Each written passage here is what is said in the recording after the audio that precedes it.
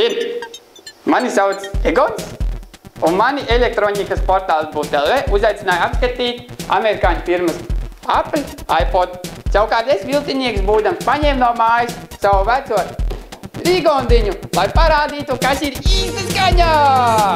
Kā vēl šodien atceros, ka pie šādas kastes varēja stāvēt tikai tie, kas audzēja kapostas vai arī augsti PSRS kompartijas šiškas, bet pateicoties Butelve elektronikas portāļam, es kā briedis stāvu blakām šai elegantā dizaina kastē. Sāksim ar pašu galveno vikl-vikl pogu. Vikl-vikl notiek šeit, kas latviešu valodā nozīmē tikls. Nospiežam sieķi un tad lūkojam iekšā, vai nedeg lampiņa. Sanojas viņu izslēgt.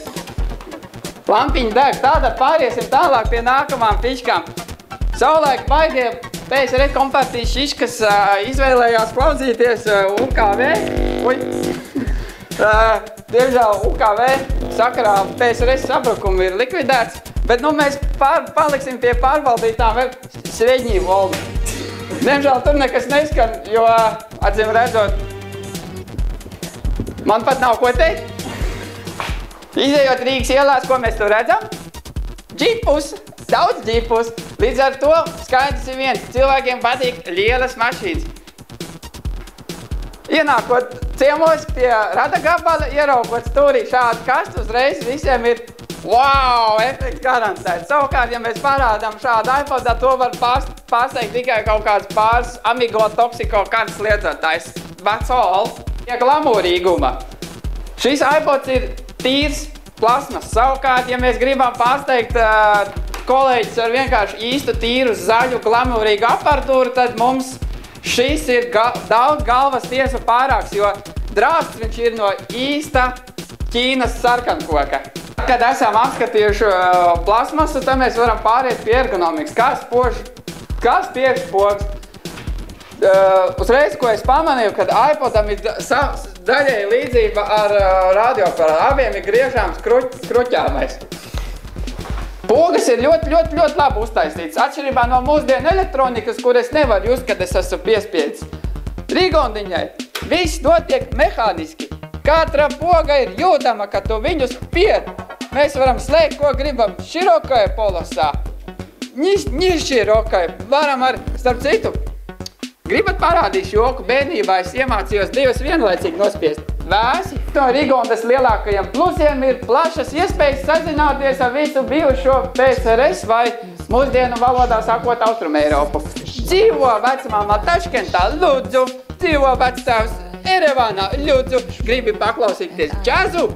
Berlīne. Savukārt bugi-vugi no Luksemburgas, kas dzirdami zem 700 decibelu viļņiem. Lūdzu. Iedomājieties, dargie Butelve lasītāji, situāciju. Viesi saka, ka šai dziesmai trūks basi, jums vajag doregulēt basu. Uz iPod tas notiek ļoti sarežģīti. Jūs spiežiet menu, jūs tur ejat uz priekšu, apakaļ, atrodiet EQ un tad tur akustika bas booster. Savukārt Rigonda to visu ir atveslājis, baigi vienkārši viņiem ir ņīskie, lūk, ir arī indikācija un visokie. Tas viss notiek on the fly. Atskuņot, kad esam izskrējuši cauri. Priekšējā laiks apskatīt aparatūras pakaļ. Kas tad šim daiktam šeit slēpjās? Lūk, varam pieslēgt magnetofonu. Šeit ir gromku gava riķeņi. Šitien varam nomainīt drošinātājs. Es gan tur neaiztikšu. 220 nav joka lieta. Starp citu, runājot par drošinātājiem, lūk, ir zapaska.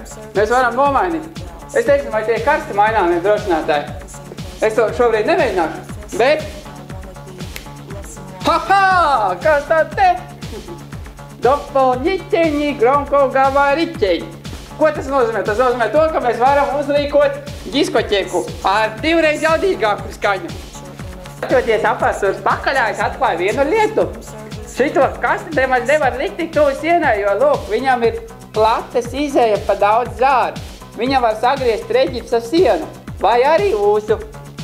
Starp citu, Rigonda ir ļoti starptautiska aparatūra, jo viņai reku ir pārslēgts no 220 uz 127, kas nozīmē to, ka šo aparatūru varat klausīties arī Amerikā. Nu, ko tad es tik te par tām podziņām vien tās Rigondai ir visaugstākajā līmenī. Laiks paklausīties, kā šī būda rūts. 3 un 4 un diskotēka var sākties!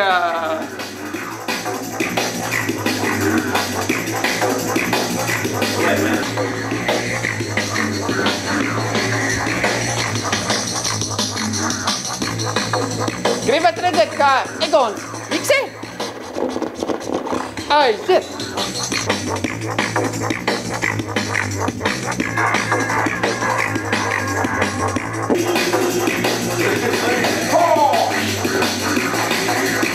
Es dzirdēju, ka savulaik DJ ir iecienījis šo aparatūru, jo viņu var arī skračot. Aiziet, aiziet, visi ritmā, DJ iedo ritmā. Un aiziet.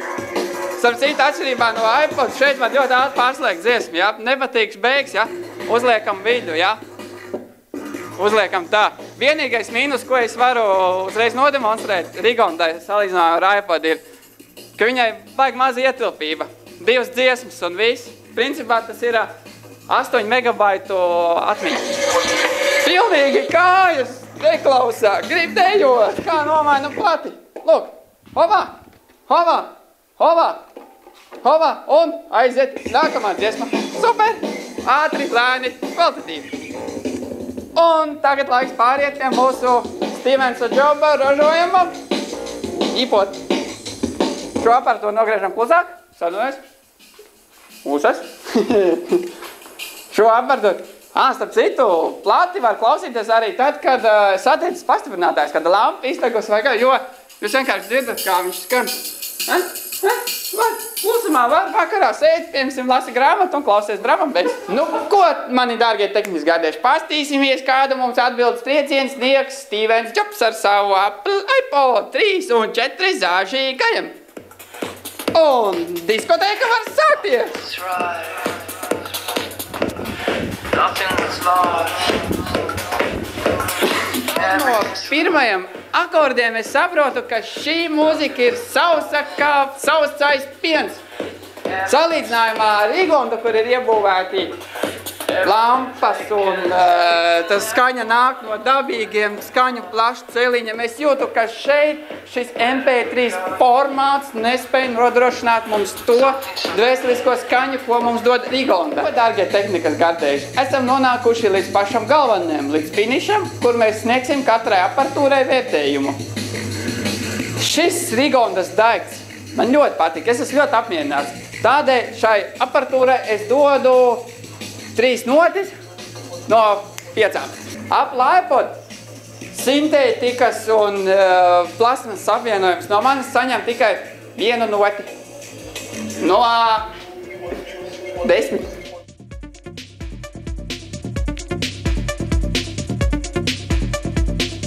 Šodien elektronikas portālā But.lv ir nonācis Apple firmas portatīvais dators MacBook Pro. Tautā sauc par Macu. Bet ne par šo Macu runāsim. Runāsim par to, ko mēs ņemam ārā no Maciem un liekam iekšā šajā kastē. 1, 2, 3 un tu esi brīvs!